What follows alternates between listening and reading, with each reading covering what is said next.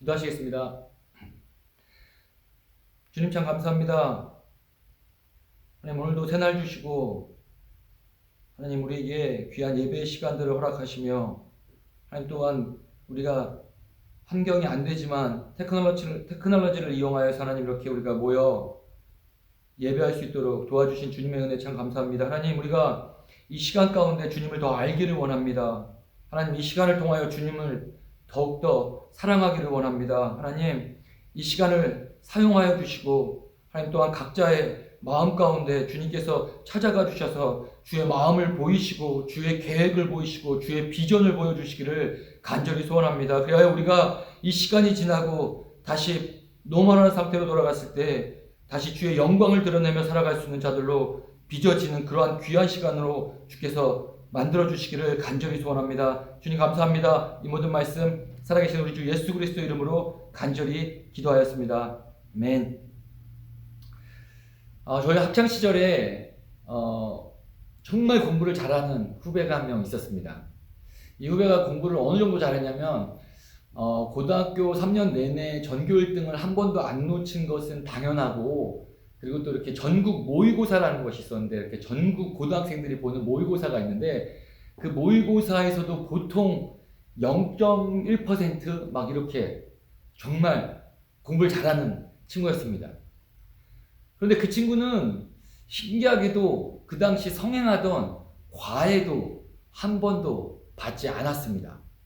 그리고 또 그 당시 이제 대학을 들어가기 위한 저희 때 절대적인 이제 법칙이 하나 있었습니다. 사당 오락이라는 법칙이 있었습니다. 무슨 말이냐면 4시간 자면 학교 떨어지고 4시간 자면 합격하고 5시간 자면 떨어진다라는 겁니다. 사당 오락. 그러니까 잠을 조금 자고 공부해야 대학을 갈 수 있다는 이야기입니다. 그런데 이 친구는 보통 몇 시에 잠들었냐고 물어보니까 10시면 잠이 들었다는 겁니다. 그리고 고3 때도 한 10시에 이렇게 잠이 들었다고 합니다.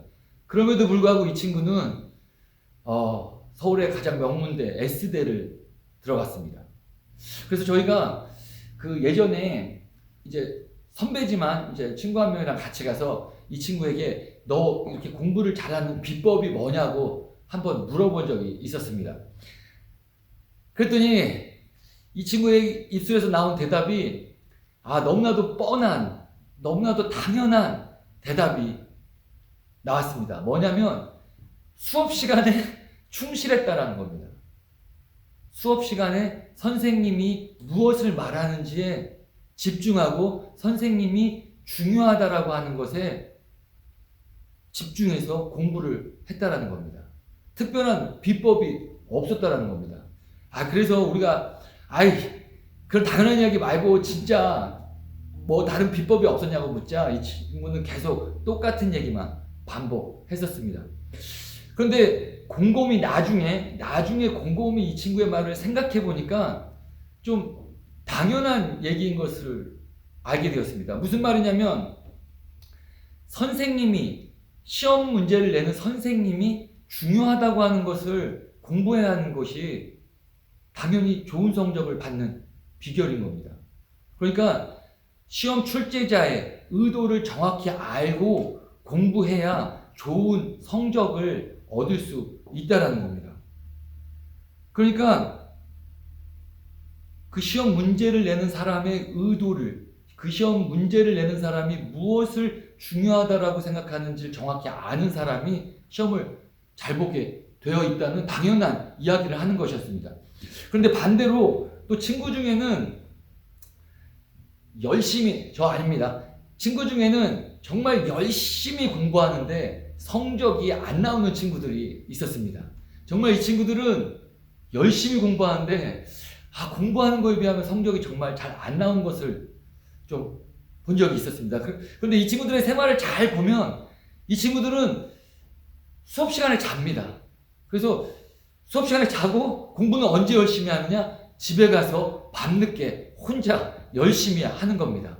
그리고 이 친구들의 교과서를 보면 온통 빨간색으로 쳐져 있고 온통 형광색 하이라이트로 하이라이트 돼 있는데 뭐가 중요한지 도대체 알 수가 없습니다. 이 친구의 노트를 빌려보면 모든 노트가 다 중요합니다. 다 별표 쳐 있고 다 빨간 줄 그어 있고 이 친구들은 다 무엇이 중요한지 모르고 다 공부하는 것 같습니다. 그러니까 모두가 다 중요하다라고 생각하고 공부를 하니 그것을 다 소화해낼 수 없다는 겁니다. 그리고 또 학교를 졸업하고 제가 직장 생활을 하면서 이 원리가 비슷하게 좀 적용되는 것을 발견했습니다. 그러니까 반드시 공부 잘했던 친구가 사회생활을 잘하는 것은 아니지만 직장 생활을 할 때 보니까 그 상사가, 그 보스가 무엇을 원하는지를 알고 일을 하는 친구들이 상사에게도 인정받고 직장 동료들에게도 인정받고 회사에서 인정받아 진급을 빨리 하게 된다는 말씀입니다. 보스가 지금 무엇이 정확히 필요한지를 알고 일하는 사람들이 회사에서 잘 나가게 된다는 말씀입니다. 우리가 흔히 말하는 포인트를 알고 일하는 친구들이 직장에서 승승장구한다는 말씀입니다. 저는 이 원리가 우리 크리스찬들이 드리는 예배에서도 적용된다고 생각합니다. 우리 크리스찬들 매주일 드리는 예배, 우리는 그 예배가 하나님께 연락되기를, 하나님께서 그 예배를 기뻐 받으시기를 원하는 마음으로, 그런 간절한 마음으로 매주 주일 예배를 드립니다.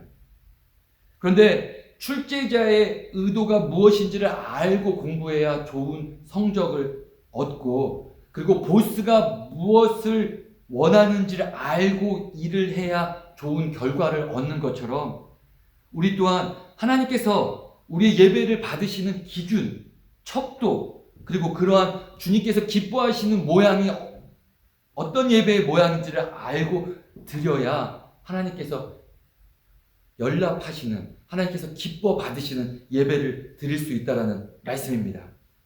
오늘 말씀은 하나님께서 우리 삶 안에, 그리고 또 특별히 우리 주일날 안에 드려지는 이 예배 가운데 무엇을 보고 예배를 받으시는가에 관한 말씀입니다. 말씀 좀 같이 읽겠습니다. 학개서 2장 10절부터 19절 말씀입니다. 학개서 2장 10절부터 19절 말씀입니다. 이 말씀은 2주 전 저희 그레이스교회 새벽기도회 때 좀 나눴던 말씀인데, 지금 이 시기에 각자의 예배의 자리를 돌아보는 좀 그런 말씀들을 나누고 있어서 오늘 좀 그것과 관련되어 있고 좀 청년들에게 중요하게 나누고 싶은 내용들이 있어 다시 한번 이 말씀을 좀 나누려 합니다. 학개서 2장 10절부터 19절 말씀입니다. 제가 읽겠습니다.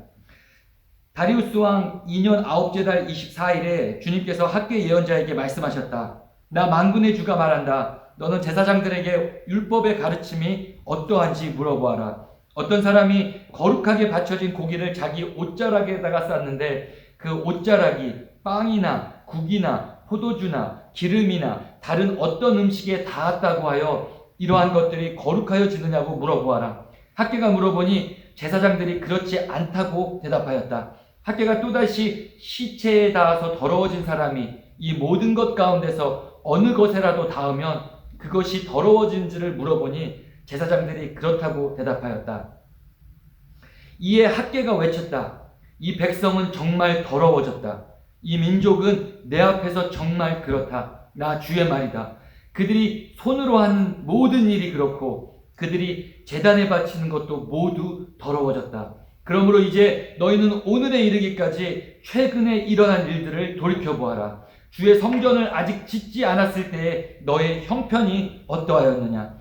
20섬이 나는 밭에서는 겨우 10섬밖에 못 거두었고 50동이가 나는 포도주 틀에서는 겨우 20동이밖에 얻지 못하였다. 내가 너희를 깐부기 병과 녹병으로 쳤다. 너희 손으로 가꾼 모든 농작물을 우박으로 쳤다. 그런데도 너희 가운데서 나에게로 돌아온 사람은 아무도 없다. 나 주의 말이다. 너희는 부디 오늘 9째 달 24일로부터 주의 성전 기초를 놓던 날까지 지나온 날들을 마음속으로 곰곰이 돌이켜보아라.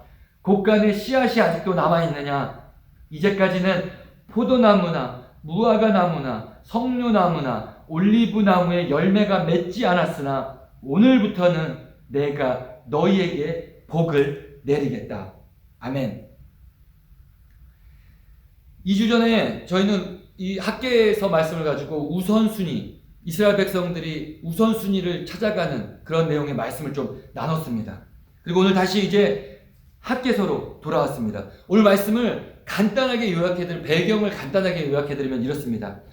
남유다와 북이스라엘 불순종으로 인하여 멸망하게 됐고, 그리고 하나님께서 이들을 바벨론의 포로로 보내셨습니다. 그러면서 하나님께서 다시 이들을 예배자로 부르시며 예루살렘 땅으로 돌려보내셨는데, 그때 주신 사명이 바로 성전 재건의 사명이었습니다. 그 사명을 주신 이유는 이들을 다시 하나님께서 예배자로서 회복시키려고 하시는데 목적이 있었습니다. 하나님께서는 화려했던 예루살렘 성전 재건을 통해 영광을 받으시려 하지 않았고, 이스라엘 백성들 마음에 무너졌던 영적 성전의 재건을 통해 영광받기를 원하셨기에 하나님께서 다시 이들을 유다 땅으로 예루살렘으로 보내시면서 외형적으로는 예루살렘 성전의 사명을 다시 허락하여 주셨던 것입니다. 하지만 이들 사마리아 사람들의 방해로 인해 성전 재건을 멈출 수밖에 없었습니다. 그러면서 무려 16년간이라는 기간 동안 성전 재건의 사명을 잊고 살았습니다. 그러는 동안에 이들이 했던 것은 자신들의 유익을 위해서 살았고, 자신들의 생업, 자신들의 안정을 추구하며 살았습니다. 바로 이때 하나님께서 오늘 말씀의 학계 선지자를 통해서 이스라엘 백성들의 잘못된 우선순위를 바로 잡으셨습니다. 그것이 우리가 2주 전에 나왔던 말씀이었습니다. 그리고 다행히도 이들은 그 학계 선지자의 음성을 듣고 하나님께 회개하고 돌아와 다시 성전 재건 사역을 시작하게 되었습니다. 그것이 1장 14절에 그래서 백성이 와서 그들의 하나님 만군의 주님의 성전은 짓는 일을 하였다, 이렇게 기록되어 있습니다. 그리고 나서 오늘 본문 말씀 2장 10절을 보니 이렇게 기록되어 있습니다. 다리우스 왕 2년 9째 달 24일에 라고 기록되어 있습니다. 그러니까 이들이 16년간 이스라엘 성전 재건을, 예루살렘 성전 재건을 멈춘 뒤에 다시 성전 재건을 시작한 날이 6째 달 24일이었습니다. 1장 15절에 나와 있습니다. 그러니까 우리말로 쉽게 얘기하면 6월 24일에 다시 성전 재건을 시작했습니다. 그런데 오늘 본문 말씀을 보니 다리우스 왕 2년 9째 달 24일이라고 기록되어 있는데, 다시 그러니까 3개월이 지난 9월 24일에 오늘 말씀을 다시 주신 것입니다. 솔직히 잘 생각해 보면 이스라엘 백성들은 이제 하나님의 말씀대로, 하나님의 명령대로, 하나님이 원하시는 대로 성전 재건을 시작했으니 하나님께서 이제 아무 말씀 안 하셔도 되고, 그리고 그냥 자 열심히 해라 라고 용기를 북돋아 주시기만 하면 될 것 같은데, 하나님께서는 오늘 또 다른 내용의 말씀을 이 학계 선지자에게 주고 계시다는 사실입니다. 잘 생각해보면 예언서의 대부분의 말씀들은 백성들이 불순종할 때 주어졌습니다. 그런데 오늘 말씀은 이제 백성들이 순종하며 살려고 하는데, 그리고 순종하며 살고 있는데 주시고 계시는 말씀입니다. 저는 이것이 우리가 하나님의 자녀들이 하나님 말씀에 순종할 때 누릴 수 있는 영적 축복의 하나라고 생각합니다. 이스라엘 백성들 자신의 삶에서 무엇이 잘못됐는지 깨닫고 회개하고 돌아왔습니다. 다시 하나님께로 초점 맞추며 살겠다고 돌아왔습니다. 그러자 이제 이 순종하는 자녀들에게 하나님께서 더 많은 것들을 알려주시기 시작하십니다. 우리 삶 속에서 우리가 하나님 말씀 하나하나에 순종할 때 하나님께서는 우리에게 더 큰 것들, 더 많은 것들, 더 깊은 것들을 알려주신다라는 말씀입니다. 기도하라는 명령에 순종하는 사람들은 하나님으로부터 세상을 살아가는 지혜를 얻고 세상을 살 수 있게 됩니다. 이웃을 사랑하라는 명령, 원수를 사랑하는 말씀에, 그 명령에 순종하며 살아가는 사람들은 하나님께서 우리를 사랑하는 그 마음을 알고 살아갈 수 있게 됩니다. 하나님의 작은 명령에 순종하는 자들은 그분의 성품과 그분의 마음과 그분의 계획, 즉 그분을 알아가는 그 축복과 기쁨을 누리며 살아간다라는 말씀입니다. 우리가 하나님 모든 말씀에 순종해야 되는 이유가 바로 여기 있습니다. 우리가 말씀에 순종하지 않는데, 우리가 그 말씀을 지키지 않는데 하나님은 더 큰 것들을, 더 귀한 것들을, 더 놀라운 것들을 우리에게 주실 수 없다라는 말씀입니다. 그러면서 오늘 말씀에서 그 놀라운 영적 진리를 알려주시기에 우리에게 두 가지 질문을 하십니다. 우리는 이 질문을 통해서 하나님께서 우리의 예배 안에서 무엇을 보고 우리의 예배를 받으시는가를 알 수 있게 됩니다. 첫 번째 질문입니다. 12절에 나와 있습니다. 첫 번째 질문은 하나님께서 이러한 질문을 하십니다. 어떤 사람이 거룩하게 받쳐진 고기를 자기 옷자락에다가 쌌는데 그 옷자락이 빵이나 국이나 포도주나 기름이나 그 다른 어떤 음식에 닿았다고 하여 이러한 것들이 거룩하여 지느냐고 물어보아라. 그러니까 이 첫 번째 질문은 이러한 질문입니다. 그 거룩하게 드려진 고기라는 것은 제사에 쓰여진 고기를 말합니다. 그러니까 그 제사에 쓰여진 고기는 거룩함을 상징하는데, 그 거룩한 고기를 싼 옷자락이, 그 거룩한 고기를 싼 옷자락으로 다른 음식들, 그러니까 빵이나 국이나 포도주, 기름 같은 다른 음식들을 싼다고 해서 그 음식들이 혹시 거룩해지느냐라고 물으시는 겁니다. 그랬더니 그 대답은 제사장들이 그렇지 않다라고 대답합니다.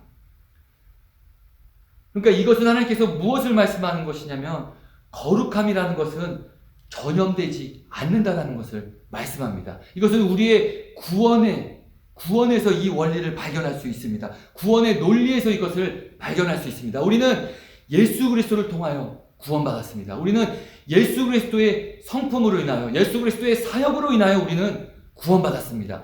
하지만 그 구원을 입은 내가, 그리스도의 사역으로 구원을 입은 내가 다른 사람들을 구원할 수는 없습니다. 구원을 입은 나는 다른 사람들을 구원하시는 하나님의 그리스도로, 하나님의 통로로, 하나님의 사역의 통로로 사용될 수는 있지만, 내가 다른 사람들을 구원하는 직접적인 통로는 될 수 없다라는 말씀입니다. 결국 이 거룩하게 드려진 고기를 싼 제사장의 옷자락으로 그 어느 것도 거룩하게 만들 수 없다라는 얘기는, 이 거룩함의 특성은 전염되지 않는다라는 말씀입니다. 더 정확하게 말씀드리면 그 옷자락은 거룩해지지만, 그러니까 1차적으로는 전염되지만, 구원의 소식을 들은 우리 사람들은, 1차적인 사람들은 전염되지만 그 2차적인 전염은 일어나지 않는다라는 말씀입니다. 그리고 두 번째, 하나님께서 또 다른 질문을 하십니다. 13절입니다. 학개가 또다시 시체에 닿아서 더러워진 사람이 이 모든 것 가운데서 어느 것에라도 닿으면 그것이 더러워지는지를 물어보니 제사장들이 그렇다고 대답하였다.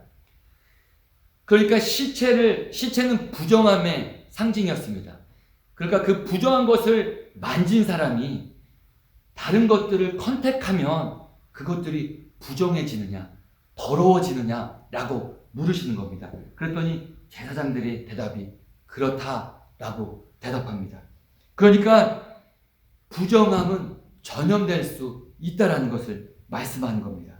시체를 만진 사람들이 부정하게 되고, 그리고 또 그 부정한 손으로, 그리고 그 시체를 만진 사람이 만지는 모든 것들이 부정하게 전염될 수 있다라는 말씀입니다.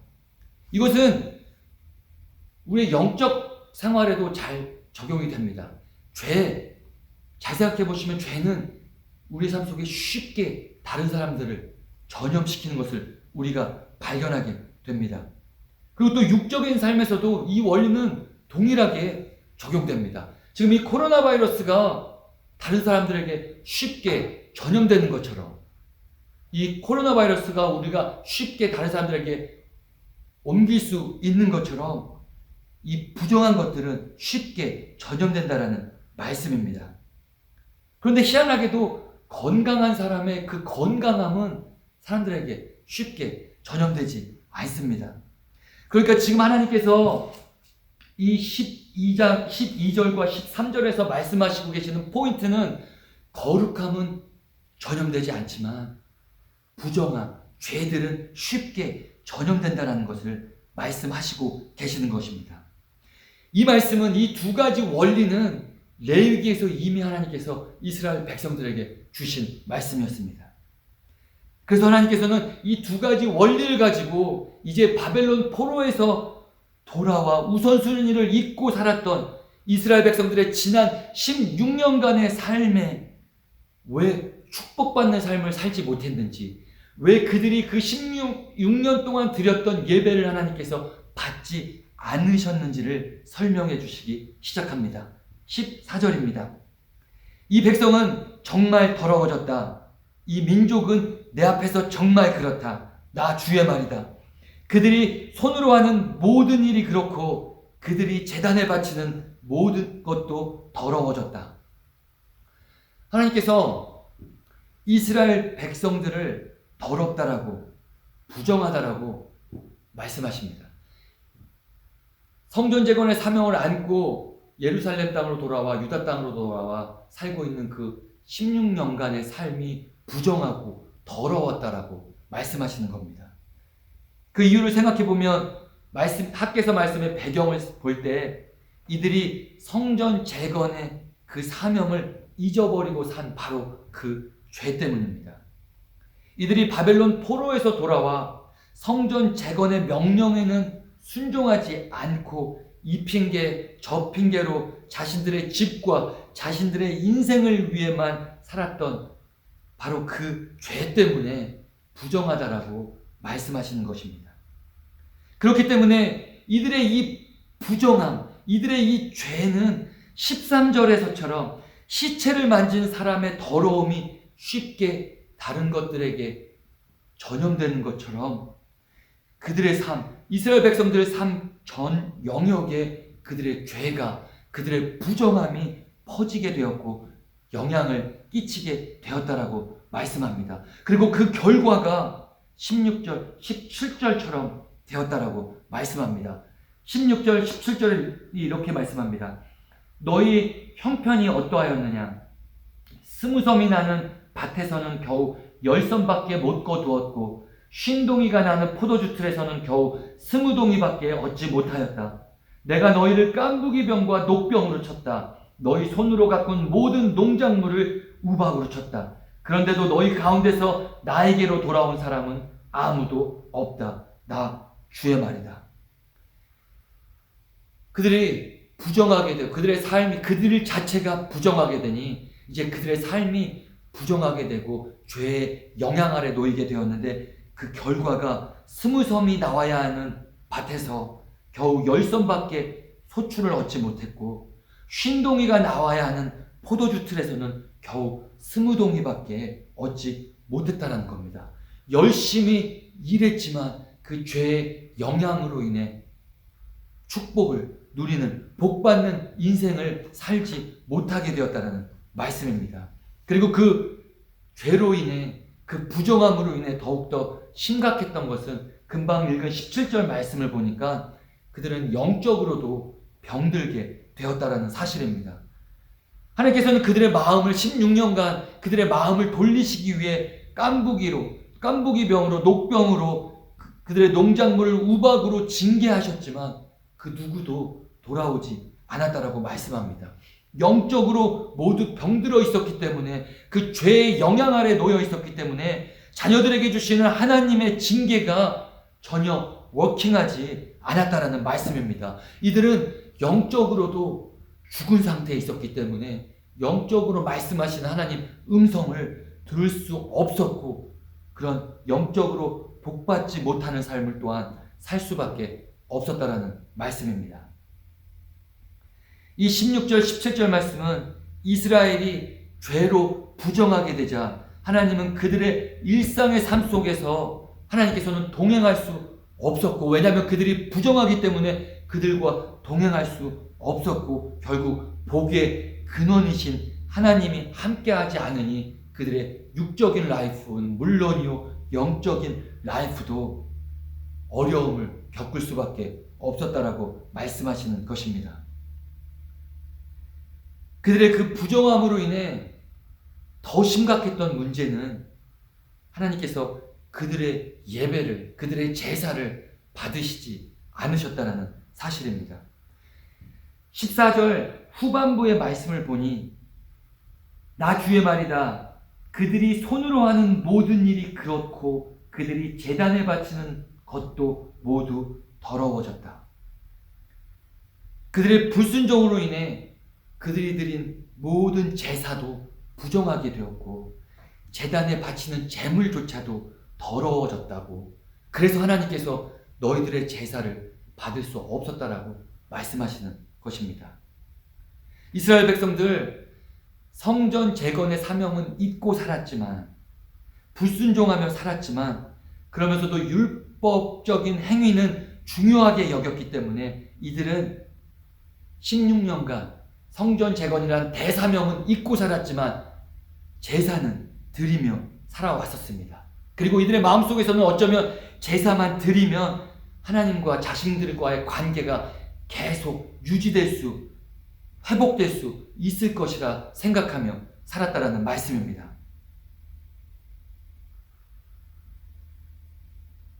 실제 삶 속에서 불순종하며 살았지만, 실제 삶 속에서는 하나님의 명령에 불순종하고 하나님의 사명을 잊고 살았지만 예배에 나와서 그것들을 회복할 수 있을 거라는 생각으로 살았다라는 말씀입니다. 제가 고등학교 때, 그리고 그 이후로도 이런 이야기들을 좀 많이 들었었습니다. 이번 주에 좀 너무 죄를 많이 지은 것 같아. 이번 주는 회개를 좀 빡세게 해야 될 것 같아. 이번 주 좀 홀리하지 못했어. 이번 주 예배에서 좀 은혜를 좀 받아야 될 것 같아. 혹은 또 이런 얘기도 좀 많이 들었습니다. 저 또한 그런 컨셉으로 신앙생활을 예전에 했던 것 같은데, 수련회 가기 전까지 딱 죄 좀 짓고 딱 좀 마음대로 살고 수련회 가서 회개, 그 집회 때 회개하고 다시 돌아와서 하나님 말씀대로 좀 살아봐야지. 다시 예배 안에서 나의 지난날 좀 회개하고 다시 하나님의 예배자로 살아야지.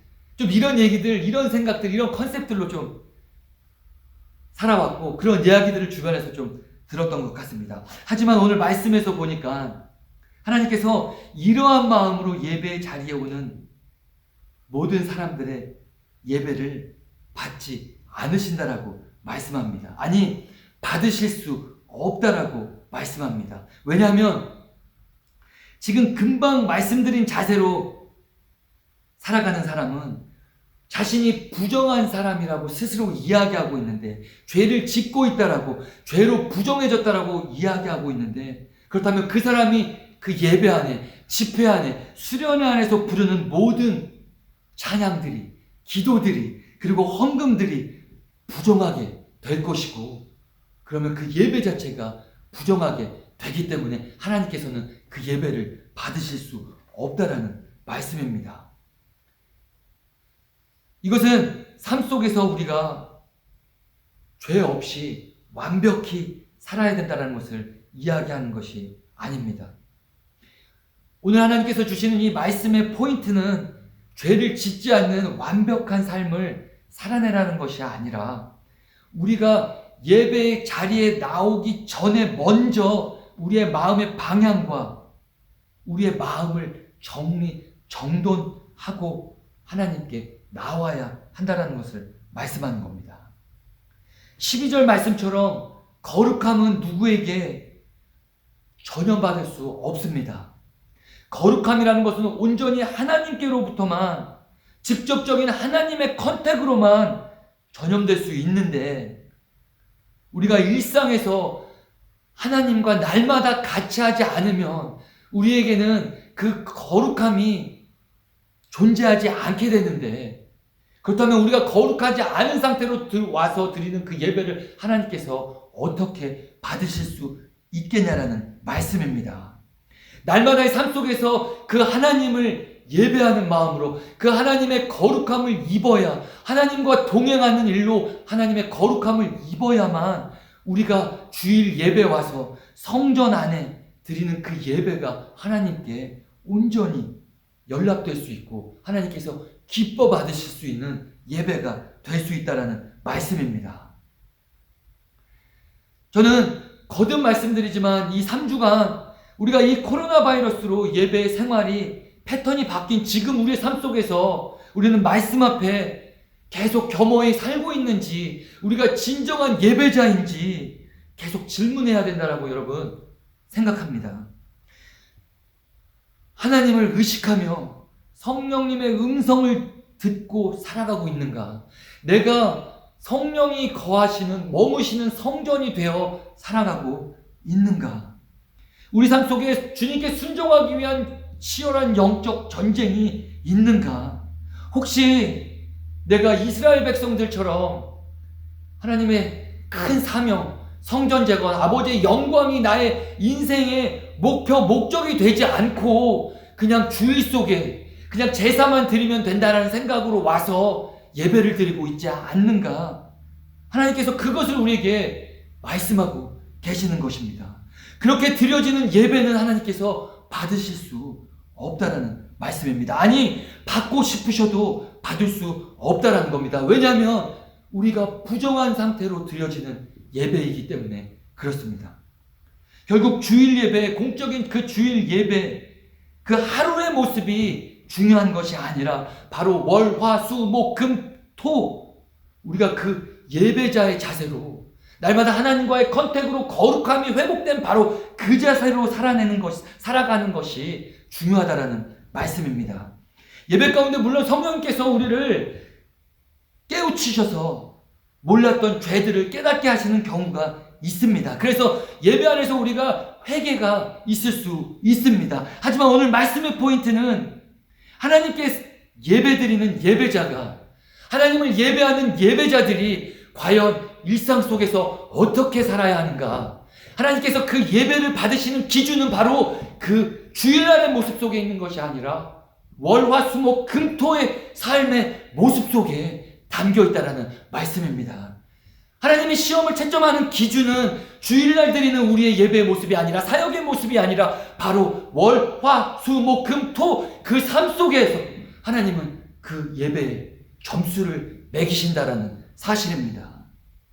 삶 속에서 하나님의 말씀의 윤리적인 기준으로, 하나님의 말씀의 모든 기준으로 살지 않다가 드리는 예배를 하나님께서는 절대로 받지 않으신다라는 말씀입니다. 종교적이고 형식적인 그러한 예배는 받으실 수 없다라는 겁니다. 왜냐하면 우리 하나님은 거룩하신 하나님이시기 때문에, 우리 하나님은 죄가 없으신 하나님이시기 때문에 그 자녀들의 거룩한 상태로 드려지는 예배를, 그 예배만을 받으실 수 있다라는 말씀입니다. 삶 속에서 이것은 완벽한 깨끗한 죄 없는 삶을 절대로 이야기하지 않습니다. 삶 속에서 말씀대로 살아내려는 그 우리의 노력, 우리의 그 열정, 하나님의 거룩함을 향한 그 우리의 열정을 저는 말씀드리고 있는 겁니다. 우리가 삶 속에서 말씀 하나 붙잡고 그 말씀 갖고 치열하게 싸워나가고 있는가? 바로 그것을 하나님께서는 말씀하고 계시는 겁니다. 마태복음 5장 23절 말씀입니다. 내가 제단에 제물을 드리려고 하다가 내 형제나 자매나 내게 어떤 원한을 품고 있다는 생각이 나거든 너는 그 제물을 제단 앞에 놓아두고 먼저 가서 내 형제나 자매와 화해하여라. 그런 다음에 돌아와서 제물을 드려라. 무슨 말씀입니까? 삶 속에서 말씀의 기준대로 살고 와야 된다는 말씀입니다. 남편과 아내와 이웃과 자녀들과 목장 식구들과 우리의 비즈니스 속에서, 우리의 직장 속에서, 우리의 삶의 모든 영역 속에서 하나님의 법대로 살지 못했던 게 기억난다면, 하나님의 법대로 살지 못했던 것, 하나님께서 성령님을 통해서 우리에게 길트한 마음을 주신다면 주일 예배에 나와서 하나님께 회개하고 다음을 기약할 것이 아니라 먼저 그 문제를 갖고 그 문제에 대해 매듭을 짓고, 만약에 누군가에게 사과해야 된다면 사과하시고, 화해해야 된다면 화해하시고, 용서해야 된다면 용서하시고, 사랑해야 된다면 사랑하시고, 그리고 미안하다고 말해야 된다면 미안하시다고 말하고, 모든 것들을 하나님 앞에 먼저 해결하시고 그 예배의 자리에 나와야 그 예배를 하나님께서 받으실 수 있다라는 말씀입니다. 하나님께서는 예루살렘 성전 재건을 통해 그들의 마음을 보시기를 원했습니다. 하나님은 성전보다, 그 예루살렘 성전보다 당신의 자녀들의 마음을 원했습니다. 하나님은 그 성전 재건을 다시 시작하는 당신의 사랑하는 자녀들이 그 성전 건축의 사역이 그들을 거룩하게 만든다라고 착각하지 않기를 원하셨습니다. 그리고 그 성전이 완성되고 그곳에서 드려지는 그 제사 자체가 그들을 절대로 거룩한 자들로, 정결한 자들로 만드는 유일한 통로가 아니라 하나님께 헌신되어 순종하는 마음이 그들을 정결케 하는 유일한 통로가 된다는 것을 하나님께서는 말씀해 주기를 원하셨습니다. 그래서 하나님께서는 지금 순종하며 잘 살고 있는 백성들에게 이 말씀을 주시며, 너희가 예배에 실패했던 이유는 바로 너희 삶 속에 치열한 말씀의 순종함이 없었기 때문이라고 가르쳐 주시고 있는 겁니다. 그렇게 살아가는, 그 자세로 살아가는 사람들의 예배를 하나님께서는 기쁘게 받으신다는 말씀입니다. 저와 우리 청년 모두가 하나님께, 저와 청년 모두의 예배가 하나님께 온전히 드려지는, 기뻐 받으시는 예배가 되어지기를 간절히 소원합니다. 그리고 예배로부터 임하는 그 축복을 누리기를 간절히 원합니다. 그렇다면 우리는 이제 그 예배를 디자인하신 분의 의도대로 예배를 드려야만 합니다. 주일 예배 너무나도 소중합니다. 주일 예배 너무나도 귀합니다. 주일 성수해야 합니다. 하지만 그냥 그 주일 예배가, 그냥 그 주일 성수가 여러분들의 삶의 예배를, 여러분들의 그 예배가 언제나 하나님께 드려진다라고, 그 하루의 모습으로 그 예배가 드려진다라고 착각해서는 안 된다라는 말씀입니다. 그렇게 된다면 우리는 아까 말씀 초반부에 나눴던 것처럼, 오늘 설교 시작에 말했던 그 엉뚱하게 중요하게 밑줄 치고 엉뚱한 곳에 하이라이트 하는 그 친구처럼 우리는 그 시험 출제자의 의도를 알지 못한 채 그러한 예배만 계속 반복하며 드리는 인생이 될 수밖에 없다는 것입니다. 저는 우리 청년들 삶 속에 치열하게 말씀으로 순종하기를 소원합니다.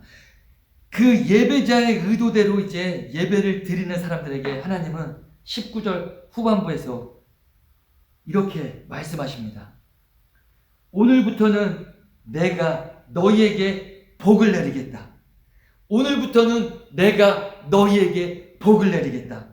이것은 하나님께서 기복신앙을 말씀하시는 것이 아니고, 마음을 하나님께 고정하고 이제 확정하고 순종하는 자들에게 임할 수밖에 없는 하나님의 신실한 복의 약속을 선포하고 계시는 것입니다. 바로 오늘 아홉째 달 24일 전에 너희의 삶은 불순종으로 부정하게 되었기에 너희의 모든 손이 닿는 것들이 너희의 힘으로 열심히 수고해도 충분히 얻지 못했고 저주를 입어 나 여호와의 축복을 누릴 수 없었지만, 오늘 이후로 너희가 나의 마음을 알고 나의 의도대로 예배를 드리고 나에게 순종하여 살아간다면 너희는 그 삶 속, 오늘과 어제와 오늘부터 이후의 삶 속의 그 차이를 분명히 알 수밖에 없을 것이다. 복을 누릴 수밖에 없을 것이다 라고 말씀하시는 것입니다. 하나님의 의도를 알고 예배를 드리는 자와 그렇지 않은 자의 차이를 삶 속에서 분명히 경험할 수밖에 없을 것이라고 말씀하시는 것입니다. 우리는 복을 받기 위해 하나님을 예배하지 않습니다. 하지만 하나님을 진심으로 예배하는 자들에게는, 하나님이 의도하신 대로 예배를 드리는 자에게는, 하나님이 예배를 디자인하신 방법대로, 그 기준대로 예배를 드리는 자들에게는 하나님께서 부으시는 놀라운 육적, 영적 복이 임하지 않을 수 없다라는 말씀입니다. 우리는 지난 3주간 우리 믿는 자들의 예배의 자세에 대해 좀 나눴습니다. 그래서 저는 이 시간들이, 이 어렵고 힘든 시간이지만 이 시간들이 우리가 영적으로 새로워지는 시간이 되기를 주님의 이름으로 간절히 기도하고 축복합니다. 이 시간을 통해 저는 우리 청년들과 제가 하나님을 더 많이 알기를 소원합니다. 그래서 참 예배자로 거듭나는 시간이 되기를 간절히 소원합니다. 그래서 우리가 다시 백투 노멀로 돌아갔을 때 우리가 참 예배자가 되어 더욱더 하나님의 영광을 위하여 사는 그러한 모습들이 우리의 삶 속에서 발견되어지기를 주님의 이름으로 간절히 축원합니다. 기도하겠습니다. 하나님 감사합니다.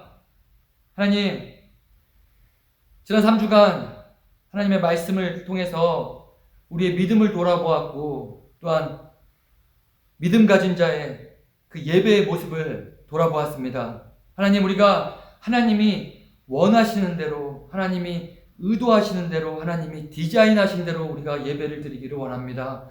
하나님, 우리가 종교적으로, 형식적으로 드리는 그러한 예배자의 삶을 살기를 원하지 않습니다. 하나님, 우리 사랑하는 청년들의 삶 속에서 참 예배자의 모습을 기억나게 하시고 이 말씀을 통해 가르쳐 주셔서 하나님, 우리가 삶 속에서 예배하는 자의 놀라운 축복을 누리며 살아갈 수 있도록 우리를 붙잡으시고 날마다 단련하여 주시기를 간절히 소원합니다. 하나님, 특별히 이 어려운 시간 보내는 우리의 사랑하는 형제자매들 주님 기억하여 주시기를 원합니다. 하나님, 집에서 있는 동안에 일도 해야 되고 하나님 공부도 해야 되고 하나님 여러 가지 어려움들이 있습니다. 하나님, 그 일 가운데 하나님께서 간섭하시고 개입하여 주셔서 하나님 그 일을 통하여 말씀하시는 주의 음성을 듣는 우리 귀한 청년들 될 수 있도록 주께서 붙잡아 주시기를 간절히 소원하며 이 모든 말씀 살아계신 우리 주 예수 그리스도의 이름으로 간절히 기도하였습니다. 아멘.